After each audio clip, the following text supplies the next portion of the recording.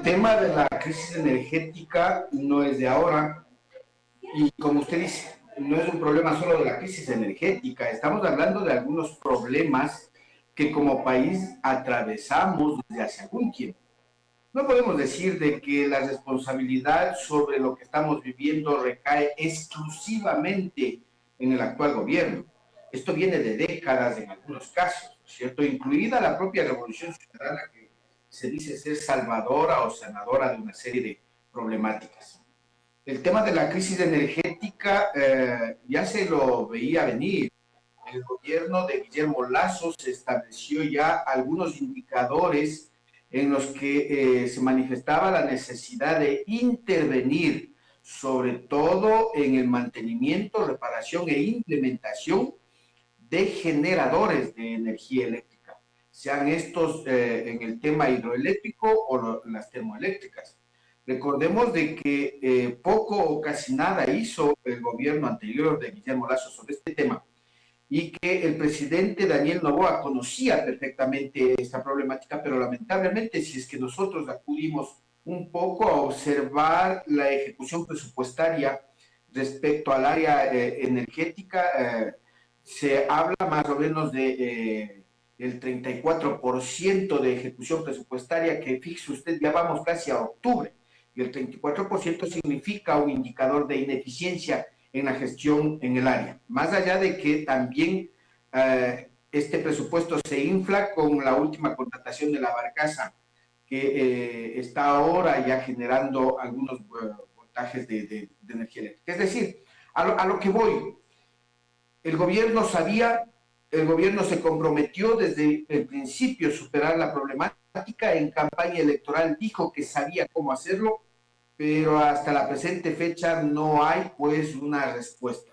Yo entiendo de que obviamente hay que considerar el tema del calentamiento global, de la falta de lluvias, de la sequía que se ha generado en el país, pero se entiende también de que sí, la energía eléctrica no es solamente generada por las hidroeléctricas con agua, sino también por termoeléctricas, las cuales están botadas y abandonadas en un rincón en cada uno de los espacios de propiedad de la empresa eléctrica nacional. Entonces, el problema es de que no se evidencia una preocupación del régimen o por lo menos cierta capacidad en torno a este tema en particular. Recordemos de que se destituyó o se le pidió la renuncia a una ministra de Energía e incluso habría que averiguar qué pasó con esa acusación de sabotaje que se le planteó dentro de la Fiscalía, pues, ¿no es cierto? Porque a la final resulta que hoy estamos peor que en el periodo en aquel en el que se le destituyó, planteó este juicio o posible investigación a la ex ministra. Es decir, no hay una preocupación sobre esto. Y el problema también es de que hay consecuencias negativas en el orden económico-productivo principalmente, y el segundo en el orden de seguridad social. Me refiero al económico productivo porque se habla de más de 360 millones de dólares solo por el corte de energía de hoy en la noche.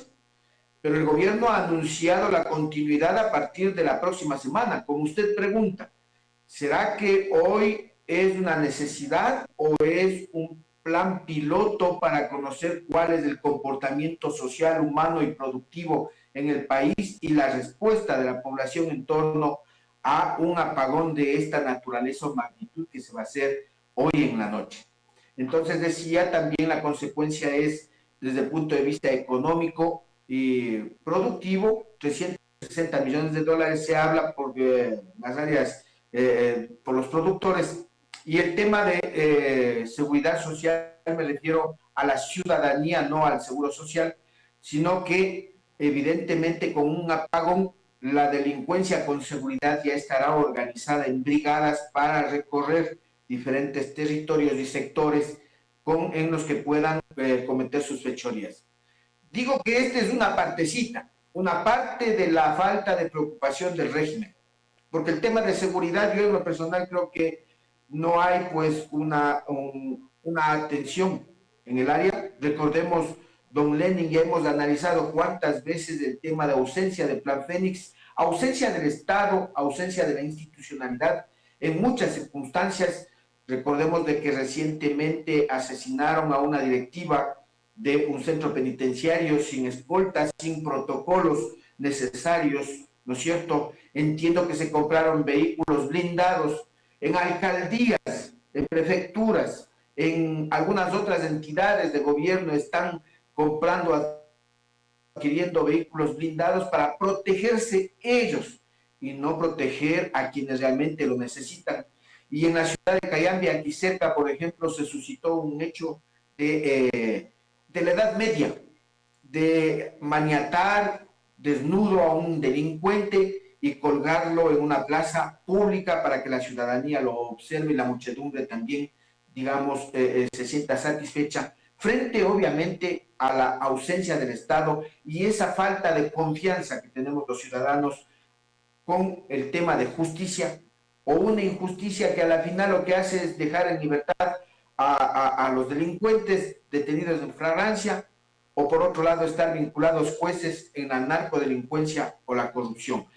Y la Asamblea Legislativa, pues que con pequeños shows, ¿no es cierto?, a manera de ironía, como este de que hicieron ayer con el apagón interno, pero en realidad son cómplices y encubridores de todo el proceso y esta crisis sistemática que tenemos en el país. Las consecuencias las recibimos la mayoría de los ecuatorianos, el empleo no ha mejorado, el gobierno podrá decir que estamos mejor como país. Cuando estemos mejor como país es cuando los ecuatorianos tengamos empleo y salarios dignos, y salarios suficientes y recursos económicos que garanticen la posibilidad de invertirlos en educación, en salud, en alimentación, en vivienda, en los aspectos más importantes de la vida de la especie humana. Entonces, yo creo que, como usted señala, no estamos teniendo la dimensión de lo que está sucediendo en el país y lo que pasa es que estamos, don Lenin, en campaña electoral y ahora vemos al presidente de la República entonces hablando de que hará, de que vendrá, de que el futuro, ¿no es cierto?, de que no perdamos la esperanza, pero no le vemos que esté sentado gobernando y tomando decisiones fundamentales para resolver los problemas que tenemos la mayoría de los ecuatorianos. Doctor, el tema del estiaje deriva tres problemas fundamentales para los ecuatorianos. El estiaje ha hecho que no tengamos el agua correspondiente en nuestras cuencas hidrográficas y eso paraliza nuestras centrales hidroeléctricas. Al paralizar las centrales hidroeléctricas, baja automáticamente la posibilidad de que todos los ecuatorianos tengamos luz. Frente al estiaje, al no tener agua en nuestras cuencas hidrográficas y nuestros ríos no pueden alimentar la conducción de las centrales de potabilización del agua, viene el racionamiento del agua. La sequía hace que al no llover, los pastizales, los incendios forestales se generen, se pierden las cosechas y tenemos un segundo problema que está en riesgo la salud alimentaria. Es decir, la sequía genera tres focos perjudiciales para los ecuatorianos.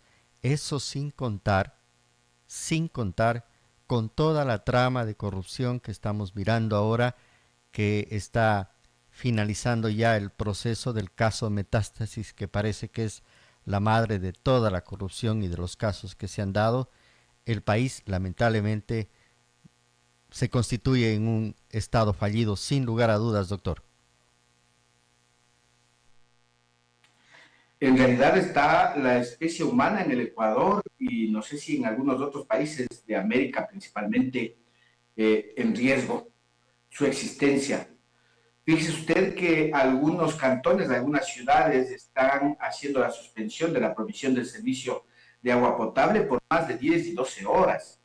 Eso significa pues que las fuentes de agua, ¿no es cierto?, que hemos tenido en nuestros territorios prácticamente no están abasteciendo las plantas potabilizadoras por un lado y por otro lado el tema del sistema de distribución. Tulcán A mí me parece que es una ciudad que está críticamente afectada, porque no es que ahora, en estos últimos días, ha venido sufriendo con este impacto de la sequía, ¿no es cierto? Y el estiaje que se lo conoce, y que viene desde hace algunas semanas ya desarrollando la suspensión de la provisión del servicio de agua potable. El tema de la capital de los ecuatorianos, Quito, que ahora mismo el municipio no tiene capacidad para provisión en algunos sectores.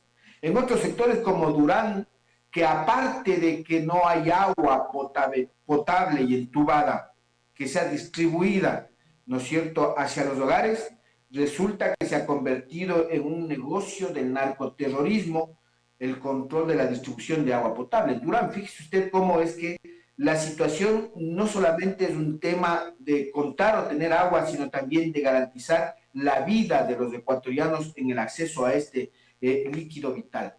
Usted mencionaba algo muy interesante y muy importante, y creo que el gobierno con su incapacidad aún no tiene una respuesta porque la dimensión en el análisis no está siendo objetiva. El tema de la producción de agrícola se ha visto fuertemente afectada. Y eso se evidencia cuando usted sale ya a los mercados. En la costa, los productos de la sierra, agrícolas de la sierra, prácticamente están disparados y por las nubes. En la sierra, precisamente en donde se producen, ¿no es cierto?, la papa, los tomates, las hortalizas, las verduras, los productos, prácticamente los precios están por las nubes. Antes decíamos, usted podría comprar unos 10, 12 tomates por $1. Ahora resulta que le dan 4, 5 tomates. Lo propio sucede con las frutas, ¿no es cierto? Y entonces significa que también no se está garantizando el acceso a la seguridad alimentaria, como usted menciona. Que aparte de que no existe producción, existe encarecimiento y por tanto entonces existe un encarecimiento del costo de la vida. Yo suelo decir de que lamentablemente como analistas nosotros solemos fijarnos mucho en las estadísticas emitidas por las instituciones oficiales del Estado. Pero cuando nosotros vamos realmente al mercado, al lugar de los hechos, de los sucesos, nos damos cuenta que esas estadísticas discrepan con la realidad. Ahora se habla de que la canasta básica estaría bordeando en un término general entre otros $830 a nivel nacional, unas ciudades más, otras menos. Pero evidenciemos realmente cuánto significa este encarecimiento del costo de la vida.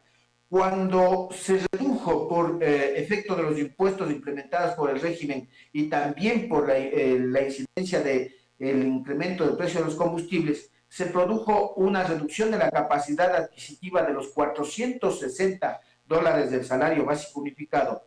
Y resulta que a la final, con el encarecimiento de los productos, ahora producto del estiaje o de la sequía, se reduce aún más esa capacidad y entonces los hogares ecuatorianos ya no tenemos condiciones para superar estas problemáticas. Y como decía, no sé cuál es la capacidad que el gobierno tenga, porque hasta aquí no ha anunciado una política gubernamental que implique enfrentar este problema de la pérdida productiva en el agro, en el campo. Porque hasta aquí lo único que se ha hecho es dar algunas cifras, ¿no es cierto? Hablan de 7.000 hectáreas, hablan de 26.000 hectáreas, es decir, no tienen primero datos estadísticos importantes que puedan reflejar una realidad concreta. Segundo, no tienen pues un mapeo desde el punto de vista de cuáles son las áreas más afectadas en el ámbito productivo, sobre todo agrícola, que son los alimentos para las ciudades.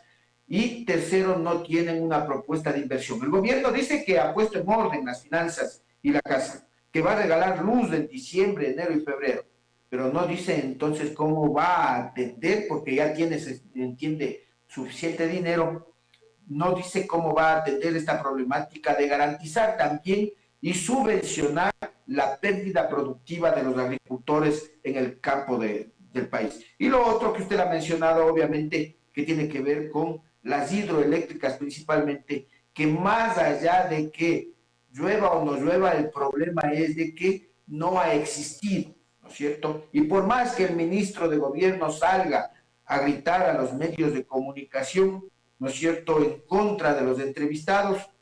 No hay una actitud de resolver desde el punto de vista por lo menos termoeléctrico. Y dirán que se demora mucho tiempo, eso no, ya van un año como gobernantes. Yo creo que sí hay mecanismos y alternativas como ciudadanía, como sectores institucionales que podemos plantear al país, pero lamentablemente estamos, digamos, entre la espada y la pared, ¿no es cierto? Un gobierno que está dedicado a la campaña, partidos y asambleístas que están dedicados a la campaña, Corte de Justicia que está vinculada a la corrupción y la ciudadanía en total abandono, y obviamente no tenemos pues una articulación entre todos para poder decir por aquí debemos marchar, por aquí debemos caminar para darle una solución por lo menos paliativa a la problemática integral que estamos viviendo, que no es, como digo, una cuestión solamente de energía o una cuestión de inseguridad al margen del resto de problemáticas que significa la vida de los ecuatorianos. Bien, doctor, estaremos pendientes de lo que pase entre hoy y la próxima semana. Ojalá solo sea la próxima semana y no sea una constante quizás de días seguidos de estos apagones. Doctor, gracias por habernos acompañado. Que tenga un buen día. A usted también muchas gracias, Argentina.